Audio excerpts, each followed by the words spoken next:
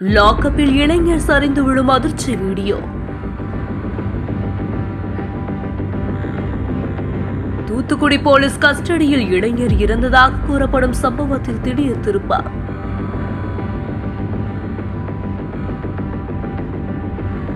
தூத்துக்குடி அமுதா நகரை சேர்ந்த நாகராஜன் மகன் தான் அருணாச்சலம். இவரது வயது 26. தூத்துக்குடி 3வது மைல் ஏரியால இருக்க ஒரு மதுக்கடை பார்ல வேலை செய்துட்டு வராரு. கடையை மூடின பிறகு சட்டவிரோதமா மது விற்றதா கூறி இவரை 17ஆம் தேதி அதிகாலையில போலீஸ் கைது பண்ணாங்க. அன்னைக்கு ஈவினிங் அருணாச்சலத்துக்கு உடல்நலக்குறைவு ஏற்பட்டதா கூறி கவர்மெண்ட் ஹாஸ்பிட்டல்லையும் சேர்த்தாங்க போலீஸ். இது தொடர்பா அவருடைய குடும்பத்துக்கும் தகவல் சொன்னாங்க. தொடர்ந்து ட்ரீட்மெண்ட்ல இருந்த அருணாச்சலம் எதிர்பாராத விதமா இன்னைக்கு இறந்திருக்காரு. போலீஸ் தான் அவரை அடிச்சு கொண்டுட்டாங்கன்னு குடும்பத்தினர் குற்றம் சாட்டினாங்க. அதோடு மட்டுமில்லாம மரணத்துக்கு முன்னால ஹாஸ்பிட்டல்ல வச்சு அருணாச்சலம் கொடுத்த ஒரு மரண வாக்குமூலத்தையும் அவங்க இப்ப வெளியிட்டு இருக்காங்க. அதுல போலீஸ் தான் என்ன அடிச்சாங்கன்னு அவர் சொல்லியிருக்காரு. 4 இருந்தாங்களா பேர் இல்லையா? சரி ரைட். சார்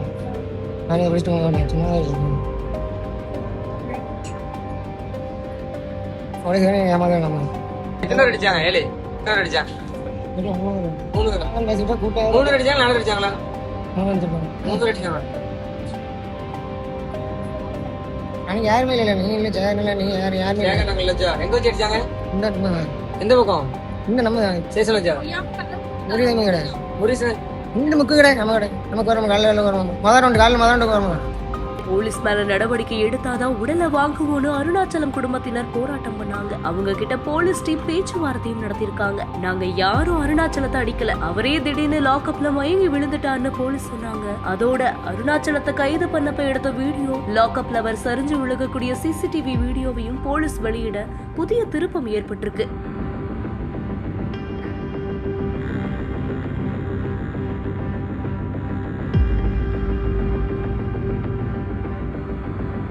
வீடியோ வெளியிட்டதோடு மட்டும் இல்லாம ஒரு அறிக்கையையும் வெளியிட்டிருக்காங்க.